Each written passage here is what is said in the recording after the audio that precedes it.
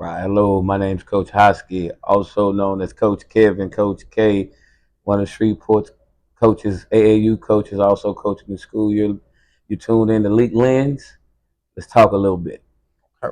Coach Hoskey, how you doing today? What's happening, big guy? You doing all right, I'm man? doing good. Before we get started, I want to thank God for letting us be here today, All the time. for us to do it together amongst ourselves as brethren. Coach Hoskey, give us a little background about yourself. Who is Kevin Hoskey? Where's Kevin Hoskey from? Well, born and raised in Shreveport. I'm a mama's boy. Geneva Hoskey is my mother. She kept me in the church for years and years and years. She's in the Gospel Music Hall of Fame here in Shreveport. She's a musician. She had me singing in Bright Star Mill course all my life, so I'm a God-based man. I've been coaching AAU balls for 20 years now. I've been doing high school and middle school for about 11 of those years now. So it's Coach Hoskey. If you in a nutshell, he's a tough guy, but he's a loving guy. I try to help as many as I can. I've had situations where I would never want a kid to go through, so I try to help them out with any situations as well as life, as well as basketball, pretty much. Okay, then. So, Coach Hoskey, coming up, what was life like for you? Were you and your mother close? How was it? Were y'all very close knit? Did you have your grandparents around? Was your father around? How was this life for you growing up? Okay, growing up, it was just me and my mom, Mm-hmm. me, my mom, and my brother. My dad and my mom split up when I was one, and I didn't have a father figure until I joined Bright Star Mill Course, and I it was me and my brother. My brother got killed my senior year in high school, um, giving the guy a ride home. Uh, the guys in Bright Star Mill Course are the ones that raised me. Garland Jones, Mooney Jones, Stacy Jones, My uncles. your uncles. I love them people right there. Raised me, Rodney Gann, Jeff Morgan. Uh, just a church guy, man. I really wasn't really into the streets, and those guys made sure I wasn't into the streets. It was rough coming up because it was just my mother raising me and my brothers. Uh, yeah, there was days we didn't eat. There was days we had to share clothes. There's days we had to go next door and borrow sugar or borrow some milk or some bread or something. But honestly, that's what I tell the kids now. That's what made me, man. That's what made me know life was hard for me growing up. Mm-hmm. I mean, hard. But then when my mom put me in the male course and those guys saw what I was going through and what I didn't have a father figure, they it wasn't like they decided to take it easy on me. They got harder and harder on me and made a man out of me. Mm-hmm. And there's nothing I could say or do to repay those guys because it saved my life. They saved my life pretty much, and that's what I'm trying to do. My AAU program is my Bright Star Miracle. They're the reason I'm here today and the man that I am today. Okay, so growing up, you say that you was always involved in the church. How did you find your love for sports? Did your brother play sports? Did your mom play sports? Did you just say one day I want to play sports? Or how was that whole pathway for you? Okay, I can tell you. Coming up, my brother played football. Mm-hmm. I was really a bad actor, right? I was out doing stuff I shouldn't. Like, since we didn't have much, I wanted to try to go do silly stuff to come up with stuff like maybe steal or some dumb stuff like that. But I got caught up a few times, and that scared me. So I stopped doing that. But honestly, I started playing basketball on accident, walking down the street, and I looked over at Turner. Mm-hmm. We lived in those apartments down the street by Turner, and I saw some people over there playing, and I decided, let me go over here. And I went, and it was like I fell in love with the game then. It was like I tell kids all the time, when you shoot the ball perfect and you hit a net pop, we fall in love with that sound. The sound of that net and the sound of people saying ooh when you making certain moves, stuff like that. So I was watching for a while, then I got out there and I played for a little while, and I kind of fell in love with the game then. So it was by chance that it happened. You know what I mean? It wasn't like I followed my uncle or my cousin or my brother. No, my brother was in the band and he played football. So it was by chance. I walked by Turner one day, and that's how I fell in love with basketball, bro. Okay, so at what age were you at this point that you fell in love with basketball, if you can remember? I would say about 9 or 10. Okay, so 9 or 10. When is it that you just really just found that love? Did you start playing basketball in the neighborhood, like for like a church basketball team or a sport team if y'all had one at that moment, or did you just play in the neighborhood? Now I'm gonna tell you, honestly, we had the boys club then. Mm-hmm. I started playing in the boys club. And I really was playing in the streets, and then the boys club, my mom took us up there one day, and I started playing there.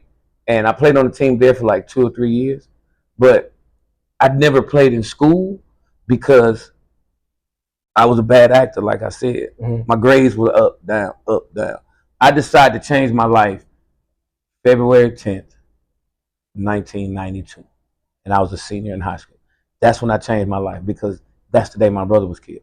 I never thought it would happen to where my brother would be there no more. You know how you got the big brother, so you feel like, little bro, you can do whatever you want. Yeah, because I already got big brother. Right, I already got in there safe. Right. So what happened was when he got killed that night, I became a man because I knew then my mom had nobody to depend on but me.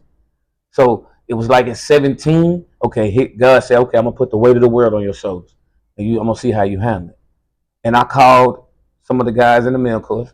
My brother was killed at like 2:30 in the morning. Mm-hmm. By 5 o'clock, Garland Jones was at my house. Mooney was at my house. Stacy and Marcus had been calling me. Jeff, Rodney, Tracy, they showed up, and I was like, this is what a man is.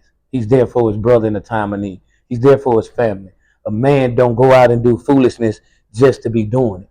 So that's what had happened with me. You know what I mean? So I wasn't playing sports then, but I became a man then, and then I went to college. When I went to college, I went to Wiley College, and I was playing in the gym. They were saying how to coach at Wiley needed some players to come in and go against some recruits he brought in. Mm-hmm.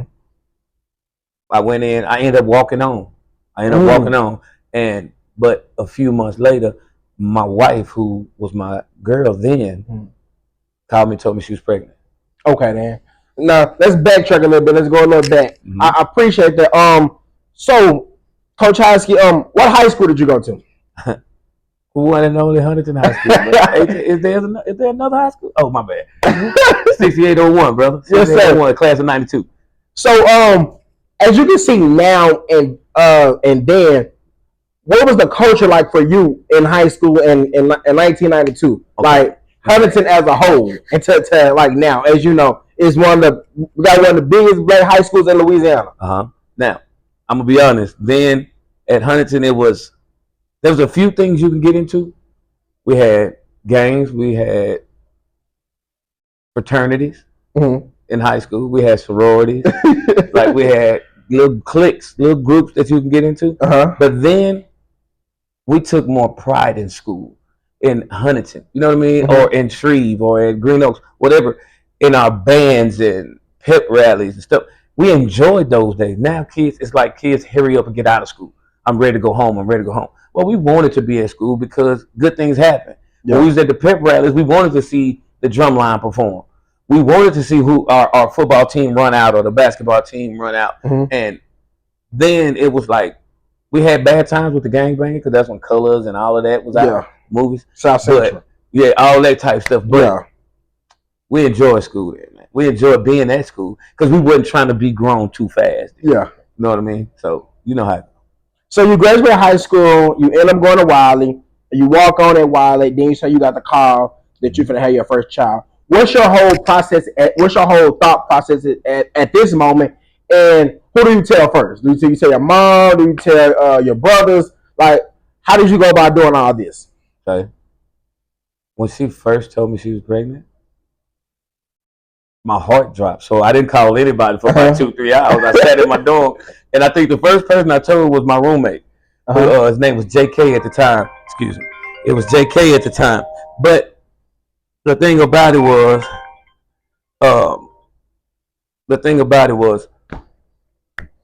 my mom was my heart, my life, my lifeline, my everything. So the first person I called was my mom. The very first person. Because I knew, Mom, if anybody got your back, nobody has your back like your mom. Nobody. So that was the first person I called. My process was, and this is why I left school, I will not be my father. I love my dad, bless his soul, but I will not let my child grow up and miss a day, and I won't be there. From the time he was born, from the time he saw the world for the first time. I was there, and I'm there every single day. I never will miss a day in my child's life because I know how that felt. I absolutely know how it felt to see dads with their kids and yours wasn't there, or kids. Your life could have been better had your father been the father influence. Mm-hmm. I watched brothers in the miracles with their fathers and got jealous because I just wanted a family, bro. My dream is to have a family reunion. Yeah. So, Coach Hoskey, you end up leaving school, and you have your son, right? Mm-hmm. What do you do when you come back home? Are you working? Are you doing online classes? Do you enroll in college here? What's going on with Coach Kevin? Coach Kevin went to start working at Fry Master. And if anybody knows about Fry Master, oh, you're going to work hard. Yeah. You're going to work hard. I started working there. And then I, what did I work at Fry Master? Oh, I started working at the casino. And I worked at Horseshoe for 24 years. And we'll talk about that, the process in there later. But it was just do whatever it takes to make sure your son don't go without. Yeah. And then I had my other son, and I married my wife, and Jennifer Hoskey, Jennifer Davenport, and we've been married for 25 years, been together for 30, I believe. But man, long time. Hey, man, black love, brother, black love, brother. Hey, it ain't easy, but hey, man, I'm willing to fight that fight. Yes, sir. But yeah, I was at Horseshoe for 25 years. I worked in Jack Binion's. Well, I worked in the buffet, worked my way up, ended up in Jack Binion's fine dining, and I made pretty good money, man. Some great money, but I wasn't happy. Yeah. So during these whole years, Coach Hoskey, are you involved with the youth? Are you still playing basketball, around the neighborhood? Are you mentoring? Like, what are you doing on the side of this? Okay. Honestly, when my son was born, when he was about 9, my son Jalen, him and KJ, Kevin Jr., I saw them playing basketball for another team. I had them playing basketball for another team. Do you remember that team? I think it was LA Stars. Okay. LA Stars. And I was like, I can do this. This is something, because I was going to college to be a college coach, a high school coach or a college coach. And I said, man, I could do this. And I started a team for my son, for both of my boys. And the very first game, the very first shot, and I remember my son had on two wristbands and a headband. It was crazy. It was crazy, little dude. And my son Jalen, he came down very first play, and he shot the ball, and he made it. And he turned and looked at me. And the look in his face, the joy in his eyes, yeah, I fell in love with it. And I haven't stopped since that day. When I saw him do that the very first game, I fell in love with it, bro. And I said, you know what? I love that, because he didn't think he can do it. And for him to believe in me enough and then see that he can, the joy in his face, I love to see that in any kid. Any kid that don't think they can do it and they do it, I love when that switch go off. So, Coach, during this time you say, so now you have formed your team. What year are we in now, if you can remember? I think this was I formed my team 20 years ago. So, and you always been the Gators? I started with Shreveport Gators. Me and a guy named Stephon Jones. We started with you know Stephon. I know Stephon Jones. Coaching football at Peace for Rest, at my church, Peace for Rest. The Peace for Rest Knights. Right, the Peace for Rest Knights. You remember now. I know. Right, and then me and Stephon said, well, man, we're going to do basketball. But he wanted a different name. And Stephon said, man, let's do the Shreveport Gators. Okay. I was like, cool, I'm with it. I like that. It got a little twist. Yeah. I think he went to Shreve. I don't know. Yeah, he went to Shreve. That's why he came with it. But then when the season started, we started practicing, and I think that's when he got called a minister, and he started doing something else. So I just took it and ran with it and never looked back with it. I never looked back with it. I love it now. Stephon's still my guy, but yeah, we talk every now and then. But he came up with the name originally. I got to give him props on it. He was the one who came up with the name. I just kept running with it. It never stopped. Yes, sir. Now, I want to backtrack a little bit. How was it coaching the Peaceful Rest Knights? Man, when I think about Peaceful Rest Knights, I think about Orlando Puryear. Bless my boy O. Long live O. Yeah, long live O. I had Orlando, Bobby, Philip Stewart. All of them. You had Calvin. Yeah, you had Tommy Dorsey. Yeah. Now, back then, it was all joy because the kids wanted it so bad. And they were so young. Really popping. Right, they was really, but see, we took our church league team and we put it in the sport. Okay. So that's how we ended up developing into Shreveport Gators. Mm-hmm. And the guys then, when they're that young, they're excited about every little thing. They're excited about running suicides. They're excited about doing drills. You know what I mean? They didn't care about just who, because they knew they were gonna work hard in drills too. Yeah. Man, that was some of the best times of my life. some of those kids right now. Tony Dorsey calls me to this day. Orlando, before he was killed, Orlando would call me every holiday, every birthday. When I bought my house over here in Steeplechase, mm-hmm. Orlando was the first person to come to my house. We came to my house, and him just sat in the backyard and just talked. And if I saw him, it was never, "What's up, coach?" and keep moving. Me and him gonna stop and talk. Orlando was like my bonus son. That's why it broke me, man. I mean, it literally broke me. But those guys, man, to this day, we still talk. Calvin, we still talk. All of Bobby, we still talk. And crazy thing about it, you coached one of your old players. You coached his little brother. Yes. You just got there coaching. Philip and Jacob. Philip and Jacob. Bro, I got pictures of Jacob when he was a little 4 or 5-year-old on the sideline with me. Running, going everywhere with you. Yeah, that's my guy. And that family, Hop, his dad, Hop, April, and my people, right? That's real family, right? Because when I got here at Huntington, it was hard at first. But if anybody supported me, that family supported me to this day. To this day. Yes, sir. So, Coach, I would say we're in the year of what? 20, I say about 2003, 2002. 2002. Yeah. So, let's talk about the basketball culture for a minute. What's the basketball culture like here in Shreveport? The high school basketball, AAU basketball, like what's just that culture like here in the city? If you can remember, city. High school then? Yeah, high school and AAU then. Then high school. It was real competitive. Then it was like it's like now a lot of the schools, the teams have really, the kids have spread it out. But then it was like you had your powerhouse. Always Huntington was a powerhouse in sports. You had Booker T. You had Green Oaks. Green Oaks was killing people back then, and nobody, Green Oaks, the Cooper Road never really got the props they deserved because they didn't put some athletes out there, bro. Back then, it was like certain schools were Fair Park, powerhouse. You know what I mean? As far as AAU, it was like LA Stars with Coach Mon.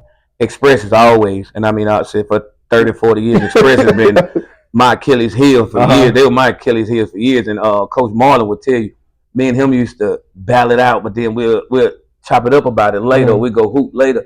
But I always wanted, when I first started, I said I wanted to compete with Express because I knew Express was one of the best programs around. And the Lord blessed me to the point where when I started, and I was never at the bottom of the barrel because we worked so hard. It was always where we was up there with the elites, but we could never overcome LA Stars. I think that's named team with Mon and Express. Those two was on my Achilles heels, and that's what I learned from them. I got things done from them. You know what I mean? Learned a lot about coaching, a lot about strategy. Like there's some stuff I learned from Marlon to this day. I learned this 18 years ago. To this day, I still use because iron sharp as iron. You know what I mean? So, Coach Hoskey,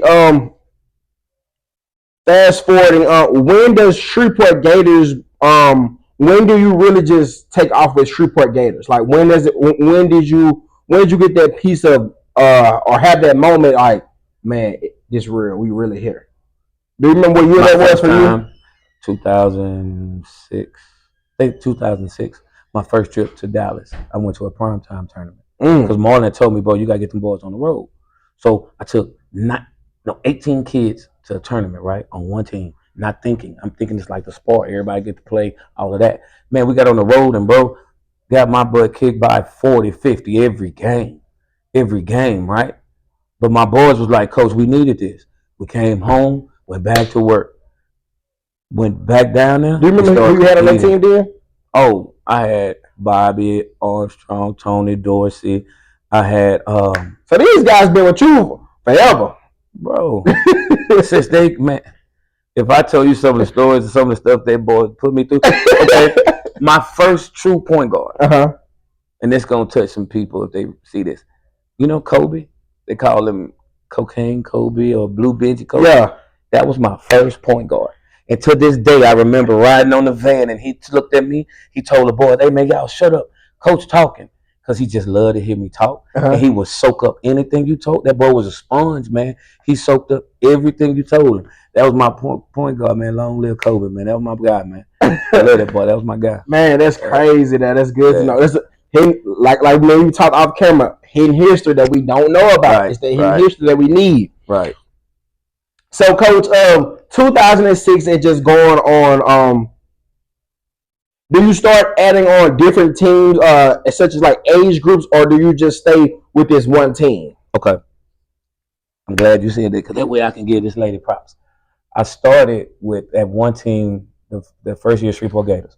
My second year, Miss Tasha came. Mm-hmm. That's my team mom. Everybody thinks she's my wife. She's not my wife. She's my team mom. Mm-hmm. Because she was around so much. Well, I was getting ready to quit because me and my assistant coach had gotten into it, and she saw it when it happened, and she knew how much I loved what I was doing. She knew how bad I wanted it to work. She came to me. She said, "Look, you worry about the boys. I worry about the finances, because God got a plan for you." She said, "I see something in you that God done put in you, and all you need is somebody to have your support." She said, "Don't worry about nothing else. I got you." And people wonder why me and Miss Tasha are so locked in. It's because for somebody to see a vision in you and willing to help you succeed and fulfill your dream, we locked in. We locked in from that day on. And no matter what I needed when it came to the finances, fundraisers, donations from different companies, or just the legwork, she was right there. She was right there. And I give her mad props for that. For this day, anybody asks me, anytime I speak, anytime I do anything about Shreveport Gators, even my wife knows. We talked about this. Miss Tasha has had my back when nobody else did. Mm-hmm. When I was at that breaking point where I was ready to quit, and she was like, "Nah, you're not quitting. I'm not gonna let you quit." And her boys, Tremaine and Trayvon Jones, they all came up with me, and to this day, they call me. Like her son Trayvon called me. Both of them live in Dallas right now. Mm-hmm. Something go wrong, Coach. I need to talk. One of them, Trayvon, went through a horrible time. His girlfriend got killed down at the skating rink. And first person his mom called was me. I got there to him when my boys called. I got to go, because you never know, man. That's a life-changing thing, and you don't know what you mean to people, bro. And you never take that for granted. Never take it for granted. But my bad, I didn't mean to go that way. No, sir, you good, Coach. Mm-hmm. That's what we need. Like I always talk and say, like us as black men, we don't have sit down talks and and express ourselves and just talk about like what's going on within ourselves and within our kids. Like everybody think coaching is just X's and O's, but I feel like when you coach, you become a father to a lot of kids who don't have a father, right? Or to kids who their father is there, but their father's not in their life, right? So you become that second father to them. Like they might call you, and anytime just want to talk. Like I can remember, I had a coach named Coach Scrub, Lord rest his soul, for the Day Ryan Cougars. That was one of my father figures. Him and Claudette Sanford. Those are one of my father figures. Like any time I can call them. We sit up at the shop. Scrub had a shop still on North Market. We going up there. We just chilling with Coach Scrub. Gotcha. Packed up in the Monte Carlo. You know what I'm saying? So I feel like as a coach, you're that second parent. You know what I'm saying? That kids can have and come to. And as a coach, you know what I'm saying? You're the person. Your person can always talk to about anything. If it's girls, money, finance, just everything. You know what I'm saying? I feel like that's what a coach is. Most definitely. But let's get back on track, though, Coach House. So, Coach House, as you going through this, you get your team, things like that. Are you getting coaching calls coming, job offers from different schools or different organizations want to come in or want to combine? What's going on? Well, on the business side of the AAU basketball. Okay. What happened was we had reached out to a couple of organizations where we wanted to maybe mix organizations, like with the Renegades. My boy Vaughn McKnight, blessed did. Me and him tried to do some stuff together. It was a couple of people from out of town that wanted to reach out to us and stuff like that, but it was like I couldn't trust my kids with anybody. And Vaughn was one of the only people I trusted. But other organizations, people that I didn't know anything about, if you couldn't commit to these kids like me, if you couldn't be there for them on and off the court, if you wasn't out there putting in the work that I was putting in, I couldn't trust you with them. So that's why I always was just Shreveport Gators. until I reached the RW3, the Robert Williams III group with Ricky D and all them. I really didn't have anybody that I trusted because my kids are my babies, man. I don't play no games with them. That's why a lot of people see me yelling and fussing and acting. I love my kids with everything in me, right? Because I remember seeing you come 11, 12 o'clock, you and your wife coming home after dropping off a bus load, a van load of kids, late at night on a Sunday night. I didn't see it with my own eyes. Like, you get that call, you coming, you going. You know what I'm saying? Because if I'm dropping you off in the van, that means you're not out selling dope. If I got you in a van with me and we coming back from Dallas and I'm taking you home and it's 12 o'clock in the morning, well, I know one thing: you ain't out doing something. You got no business. I got my eyes on you, so I know you safe. I know you are not doing anything that'll cost you your life. So I'm cool with that. Yeah, it gets tiresome and it puts a strain on your marriage sometimes. But I feel like my wife understood. This is his calling. This is what he does. And when God tell you to do something, you do answer that call, right? You answer that call. So, and what happened with the school thing and AAU mix was a guy named Leonard Adams. Leonard Adams. He was sitting there working out and saw that St. Joseph, the Catholic school, St. Joseph, they needed a coach. And he took a picture of it, sent it to me. Well, Tony Dorsey was going to that school. And I was like, oh, man, if I can go over there and coach with my guy, I'm good. Yeah. Man, I went over there and come to find out they knew who I was before I walked in the door. And they were surprised that I was coming to apply for it because private schools don't get a lot of talent, right? So I didn't say, hey, I just want to win. I was there to help Tony. I was there to help all the other kids, Blitzen, Ryan Rayburn, all those guys. They call me to this day. Yeah, it was a coaching class. It was something different that I wasn't used to, but I fell in love with it because I love helping kids, whether they white, black, brown. It doesn't matter. I want to help any kid, and rich kids need help too. Poor kids need help. People don't understand that. Right. We have the same problems. If we came together, oh my goodness, it'd be crazy. Because I can help you, you can help me, they can help you, you can help them, and the world will be a better place. But that sounds cliche to people, so I still believe in that fantasy. So, what year did you get this job offer at St. Joseph? What year is this? Ooh. Man, you make an old man think, brother.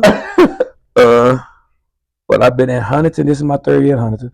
I was at Loyola for 6 years. I was at St. Joseph for 3 years. So about 10 or 11 years ago. 10 or 11 years ago. So that was, what? 2013. 2012. Okay. Somewhere up in there, yeah. Okay. So now we're on the right track. Right. So for my next year, the question, now we're on the right track. So you at St. Joseph. You were Tony Dorsey. Let me ask you this. It's a rumor, right? That your 2013 team was the best team. If you can remember, you had Lando, Gaston, Bobby, Calvin, Phil, Tootie Mac, KJ.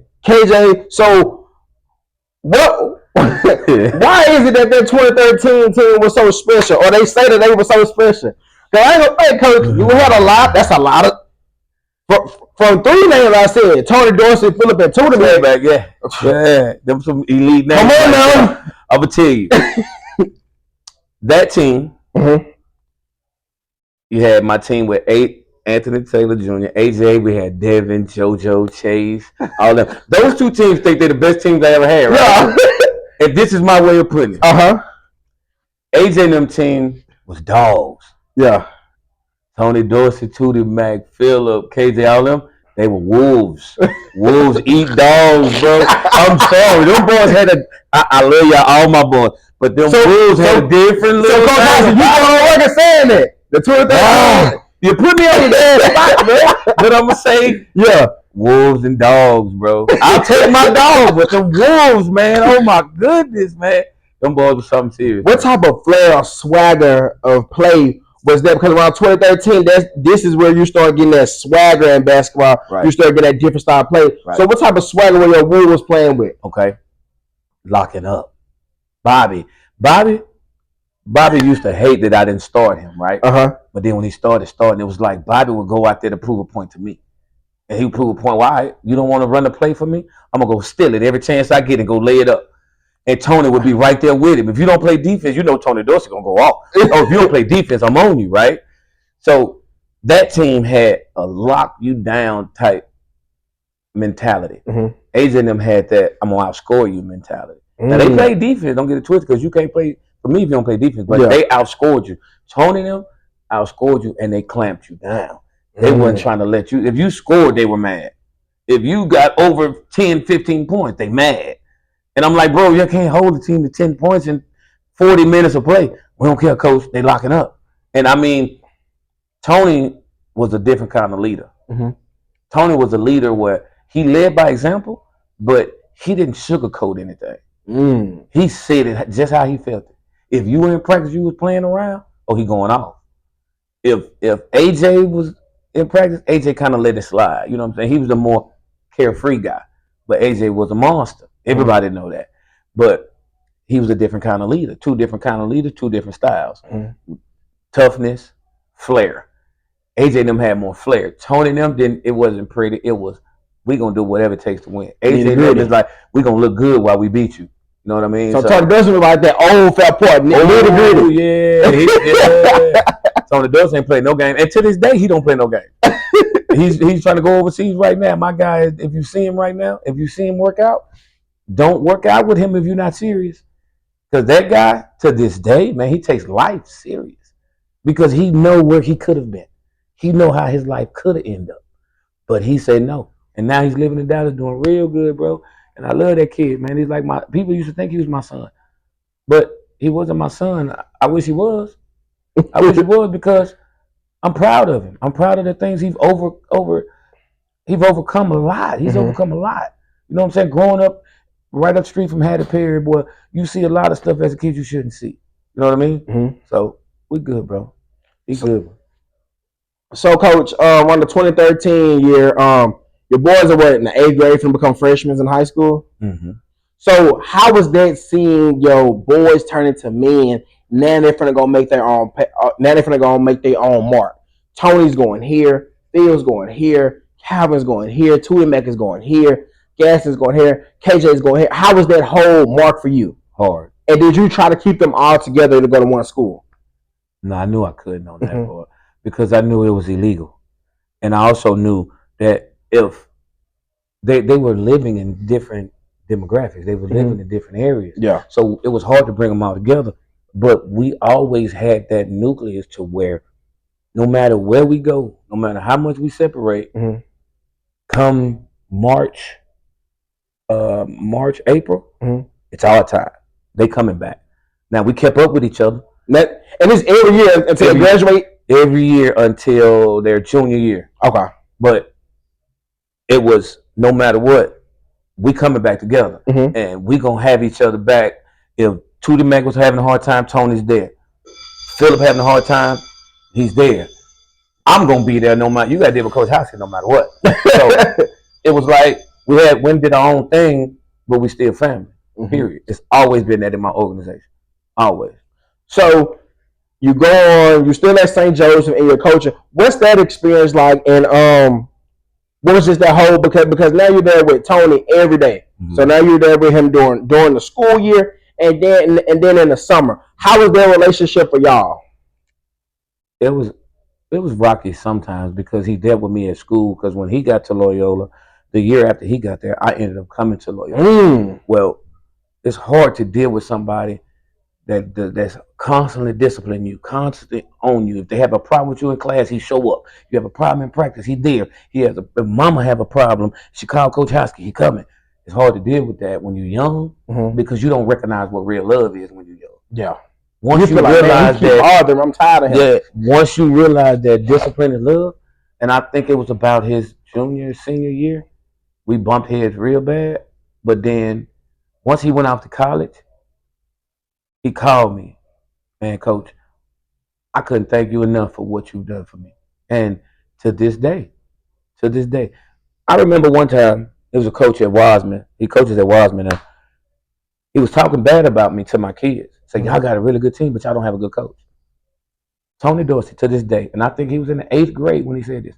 He turned to that coach and said, say, bro, my coach a real man. He teaching us how to be men, not just basketball players. And at that point, I didn't care what anybody else thought about me.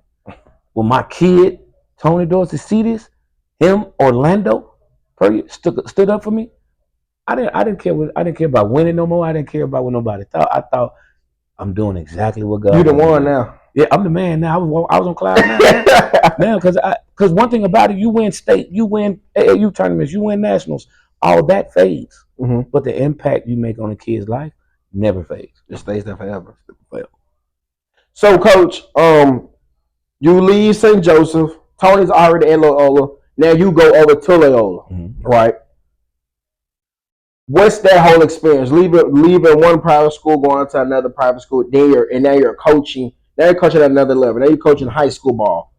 Am I right? So how was that whole process from you coaching AAU? You know how you coaching different players and playing against different styles. How is that? What's the difference between AAU and high school ball for you at that point, and that you would say in our perspective? Okay, different to me personally. Difference is AAU ball is more flair, more talent oriented. High school ball, you have to be more structured.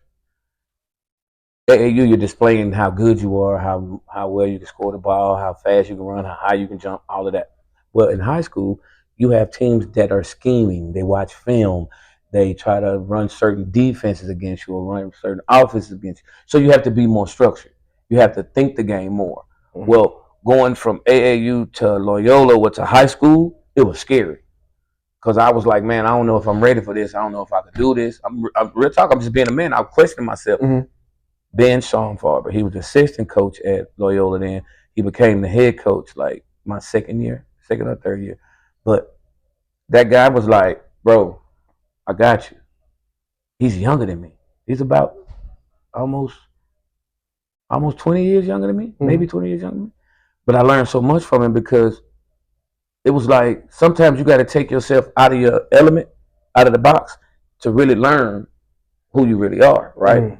And just sitting back watching him, he's showing me stuff, or I'm showing him stuff, and I really my coaching game evolved. It went to a whole nother level because he was like the X and O's guys. I was the motivator. It was like whatever he lacked, I brought to the table. Whatever I lacked, he brought to the table. So we was like Ebony and Ivory. And yeah, we make that joke. We Ebony and Ivory, you know what I'm saying? We bad. You got to see the movie Stir Crazy, where you got, I forgot, Jackie Wilder and Richard Pryor. And one of their sayings was, we bad together. Me and him, that was our slogan. We bad, bro. We walk in here, we good. And that's my brother to this day. Me and him both cried when I left Loyola. But he knew I wanted to come here and help these kids here at my alma mater, like he was helping kids at his alma mater. So he understood what I was doing. But I was scared at first, but he taught me how to get it done and showed me things I didn't know. And to this day, that's my brother. So, Coach Hoskey, you go in as an assistant coach at Loyola, right? And as you're going in, what's some of the thoughts that's on your head? What is one thing that you want to accomplish in your first year at coaching high school on the high school level? I'm gonna tell you my first goal. I was the freshman JV coach at Loyola. My first goal was I wanted to win the city championship with kids from Loyola. I really wanted to because I was like, if I could do that, then people gonna see. Man, that dude know what he's doing. He took a no-talent kid to be a public school thing. You know what I mean? We made it to the championship and lost in the championship. Guess who we lost to? Huntington. Huntington. Do you know who's on Huntington team at that time? I think that was Ray Shaw and them freshman year. I believe it was. I'm not sure. But I think it was Ray Shaw and them, man. Yeah, we made it to the championship and messed around and lost in the championship. But I was proud of myself, and Johnny LeBlanc, who was the principal, he was like, man, I'm proud because them boys had never got that far. And he said, man, I see how hard you're working. But the city saw how hard I was working. You know what I mean? So I've got me a championship now that I'm at Huntington, though. Yeah.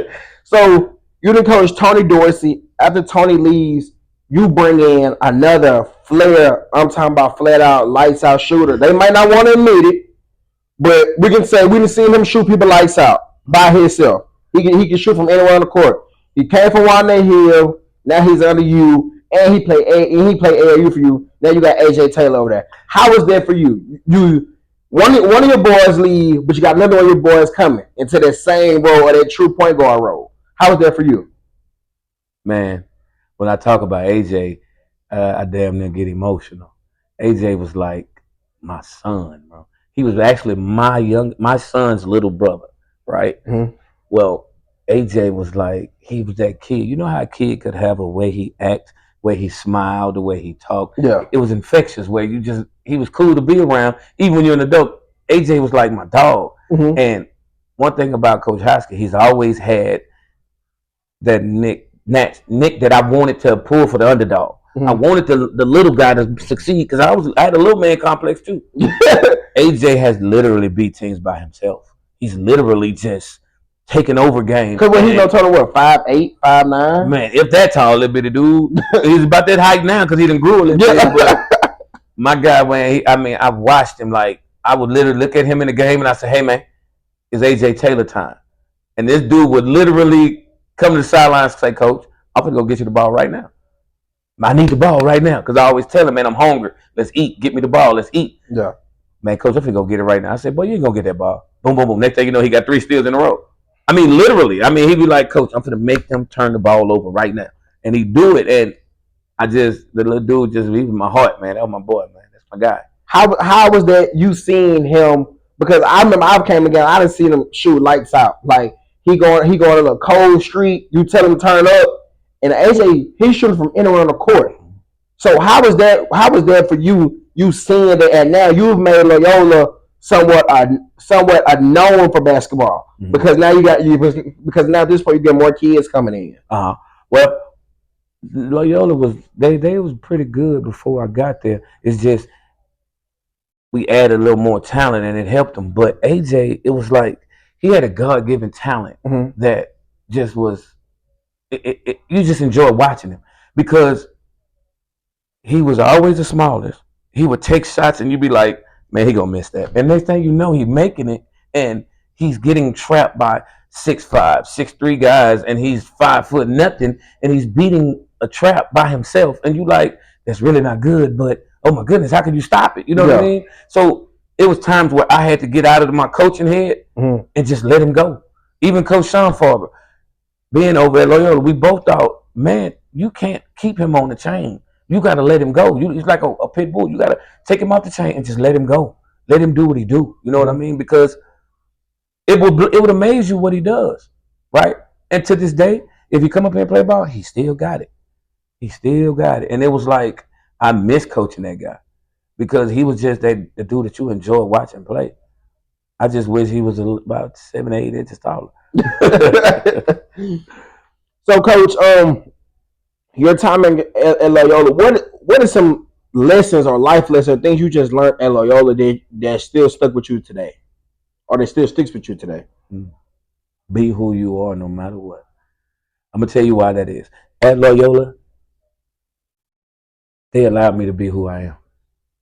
They knew I wasn't gonna change who I was. Coach Sean Farber was like, "Man, I don't want you to change."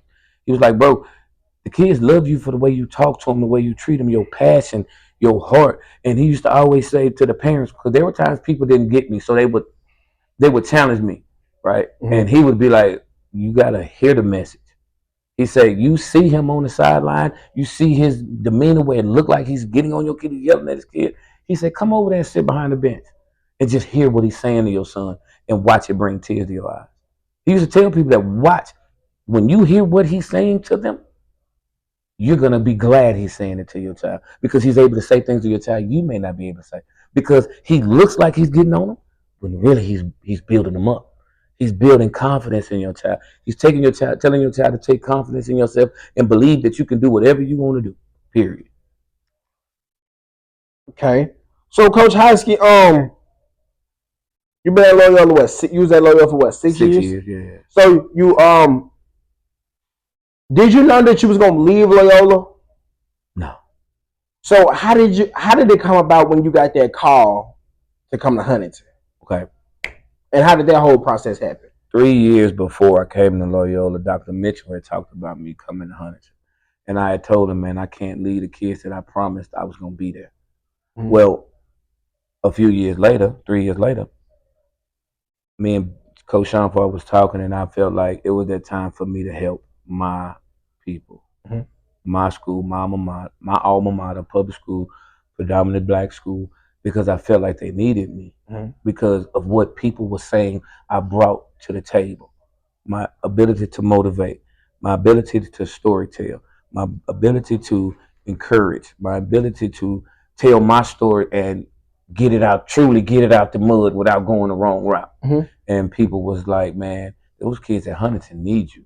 And when I got here, it was hard because I walked in disciplined when I should have walked in and got to know them boys more, and they could get to know me. But to this day, those boys still talk to me. We still call each other, talk, text each other, come up here and work out all of that. But I'm not regretting coming to Huntington at all because it made me who I am. I'm helping these kids, and kids are literally telling me the impact I make here. So God got me. What God got me, that's what I'm supposed to be. So during this whole time, you still have your AAU group. You still have the Shreveport Gators, right? Well, when I first got here with Shreveport Gators, after my first year, I got with Coach Ricky D, Ricky Evans, and he asked me. He saw me coaching one day, and he took a picture of me coaching. I said, "Man, what you doing? Trying to steal my place?" He said, "Nah, man, you at Huntington, man. You got them kids running press breaks without dribbling. You got them looking at the clipboard." He said, "Man, I like your style." And then a few weeks later, he was like, "Man, I know you got your Gators, but how do you feel about running RW3, Robert Williams III?" Well, it's not about the name for me. And I felt like there was a way that I could help more kids.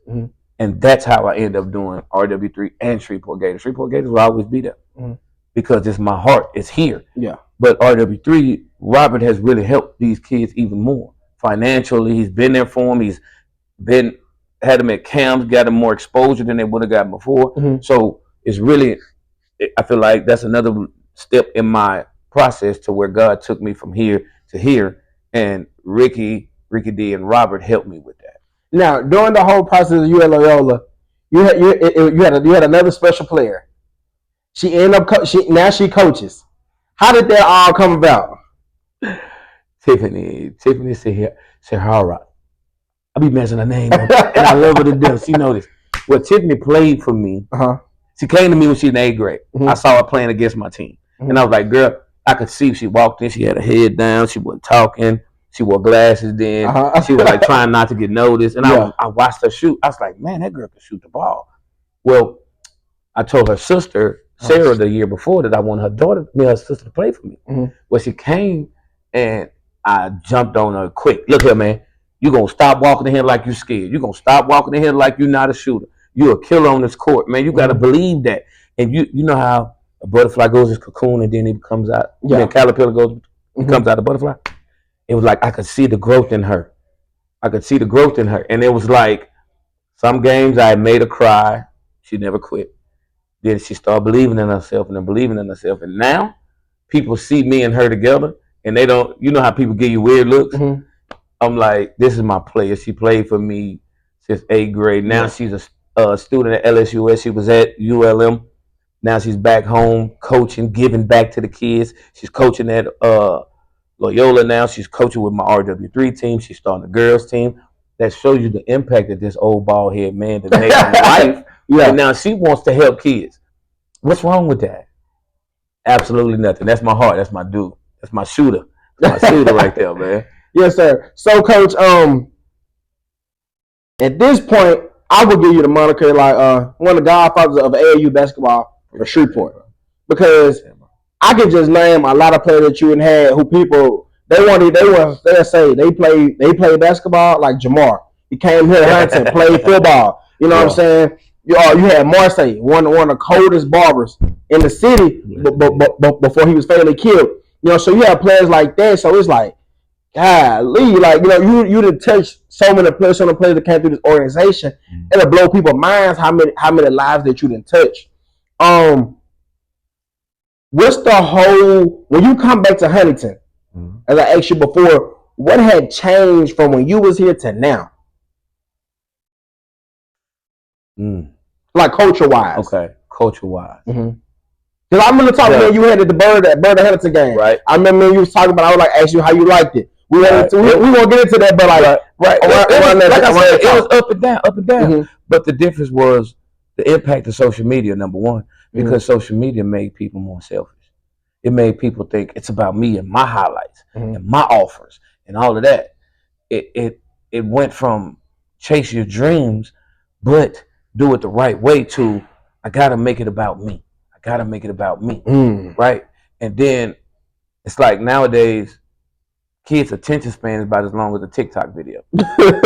Just being real. It's like thanks. Like our conversation right now, a lot of kids been tuned out by now.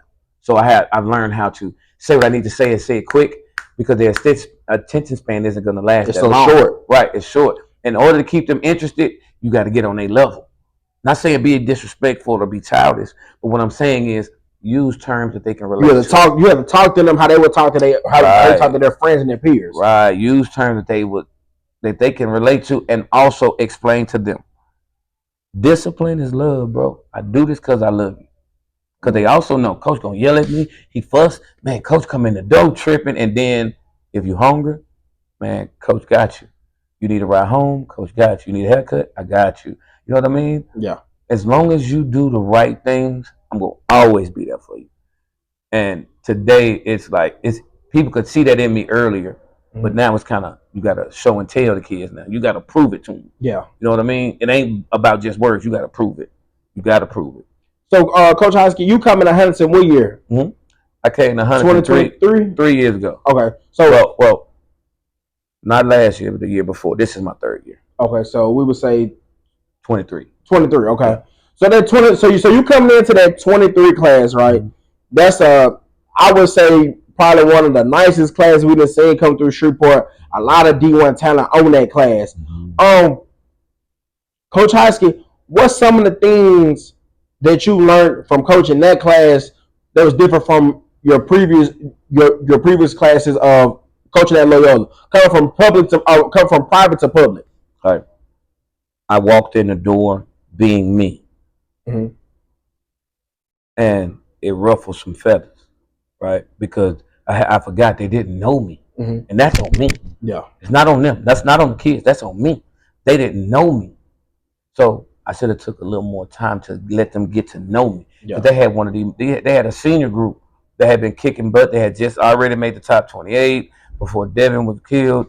And a lot of them boys had played with each other since they was like in the 5th grade. Right. A lot of them had grown up with each other. So I know what he gonna do. Right. I know what he ain't gonna do. Things like that. And rather me coming in and taking my time and getting to know them, they get to know me.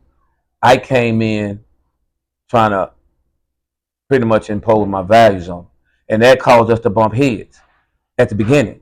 But halfway through the season, Chris, DP, G, Mo, Slim, they literally grew love for me and respect for me and understood what it was I was doing. They was like, Coach, at first we didn't know, but we get it now. It went from, Coach, we don't want you here, to, Coach, we wish you was here 3 years ago. You know what I mean? Coach, if you was here 2 years ago, we'd got over the hump. You know what I mean? Yeah. So it was a cultural shock at first. It was like we clashed at first. But then respect was earned, the love grew, and we became boys. We all got locked in too. Because I remember, and I can say, I've seen you at games. One thing about it, Coach Hoskey never changes. It's that stern black father, old school love. You know what I'm saying? Right. Because I see you on the sideline telling them, look at this, look at that. If he comes down, you do this, right? Right. I've seen you get one player of pickle juice, you stretching him out, and you still coaching. Right. Your body turned on the side of the court. You always sit at the end of the bench. I remember that. Yeah. And you know what I'm saying? But you always coaching. Right. And you can see the other coaches, they looking like, man, he really doing it. Right. So it's like you came in and you took a pressure off of them. Because now we can focus on this. Hoskey scouting the game and watching the game and coaching the game. So now we can look at this, that, and the other. So I feel like I want to say this to you. I feel like you have been a great benefit to the boys up here because you're able to multitask and you're able to take a pressure off the Coach Jones and the other coaches who are here, because now they can look and say, okay, well, Hoskey's saying this. Well, if he's saying this, let's try this then. Okay, Hoskey, what you see? Or, we think we should do things like that. Like I've seen you going in the huddles, Coach Jones don't say nothing. You talk. Right. Coach Jones go on back up right there to the front. He called the play. You come on back to the end, and you call, and you keep doing your thing. So I want to say I thank you for that. Yep, I appreciate that, bro. And I told Coach Jones from day one when I saw him sweeping the floor one day, when he said he wanted me on his coaching staff, I said, Coach, I'm here to help you as much as possible. Whatever you need me to do. I said, matter of fact, you don't need that broom. Let me do the sweeping. Let me do this. I just want to win so Huntington can be successful. Whatever it takes. Like when you saw me in that game and I was doing the talking, Coach Jones, sometimes I catch him in the middle. I say, Coach, you mind if I tell him something and I show him what I'm going to tell him? Out of respect to him. So you always got to respect your leader. Yeah. You got to respect your leader. Yeah, Coach, go ahead. So when he called a timeout, Coach got y'all. And whatever I'm showing him, he knows exactly what it is. Yeah. And see, that's what a good coach, a good assistant coach, he's able to be a good leader as well as be led. You know what I mean? So I just say that again, Coach Hoskey, because a lot of people feel like if you find somebody else lead or you're a flunky, you less of a man. No. You weak-minded if you can't. Because if you want to be a great leader, you got to be able to be led yourself. No leader knows it all. No man knows it all. You know what I mean? Coach Jones has been coaching for over 30 years, right?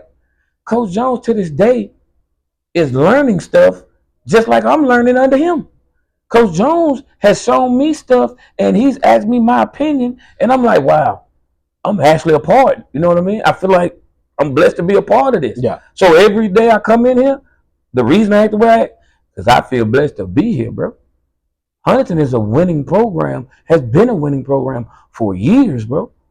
Have we got to that state championship? Not yet, but it's going to come, I promise you. I'm not stopping. They're going to have to get rid of me because I'm not stopping till we get it. But that's the goal. And we have become more of a family the last couple of years. It's crazy. If you see the growth. I have. Yeah, you seen it? Yeah. You and your wife, man. Y'all come there with the church pants. You know what I'm saying? Slinging food. Yeah, you know what I'm saying, man. What we do. And that's one thing that I always say that gets kids together. Food and music. Facts. Food and music. Facts. Because as long as you feed somebody, they gonna keep coming around. They gonna keep listening. They might not understand what you saying then, but they gonna catch on to it sooner or later. Right. And I was asked about that too. Why you do that? I said, man, y'all worked hard for me all season. The least me and my wife can do is feed y'all. So we thanks to Coach D down at Soul and Love Food, this restaurant that catered it for us. Me and my wife just paid for it and served the kids, but we enjoy stuff like that. We enjoy giving back. We enjoy blessing these kids because you never know what these kids have been through. Some of their stories will make you cry, make a grown man cry. They deal with a lot nowadays, bro. And I can't sit back and just watch that, bro. I got to give them something. So, Coach Hoskey, these past 2 years, you have got top 5 best freshmen coming in North Louisiana. You know, you got Peyton, and then you got your godson, Joe. How is that for you, Coach Hoskey? It's hard because it makes me have to coach harder, but Peyton is one of the most talented kids I've ever seen. I've ever seen in my life. So seeing that he's never really played for me until last year, never had me coach him until last year, it's like I have to make sure. I didn't want to make the same mistakes I made with Chris and Mo and DP them. So I took it slow with him. Now Joe, he don't have a choice. I had him since he was in the 5th grade. Well, going into the 5th grade year, he don't have a choice. His mama said, that's you. His grandmother told me, oh, the Lord put you in his life for a reason. He got to deal with me no matter what he do. I pop up in his classroom. The teacher asks, Joe got the answer. He going to tell you because he did his homework. He better, because if he don't, he know his own. But that's my life. He's like another AJ to me. Yeah. He's like another. His father isn't around. His grandfather passed a couple years ago. Bless his pops. He was a cool dude, man. And his grandmother told me, God put you in his life right before my husband died. And he did that for a reason. And so that point on, I locked in on him. And I can't let him down. I can't let her down.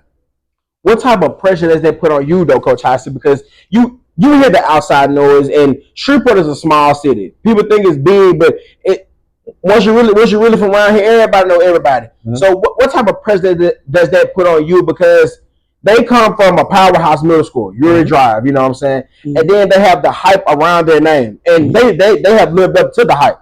So what type of pressure does that put on you? Because they're supposed to be this, they're supposed to be that, they're supposed to be that. What are you telling them be yourself. Don't live up to other people's expectations. Do what you want to do and be your own player. Or is that what you're telling them? Or what's some of the things that you're telling them? And what's some of y'all talks? Okay.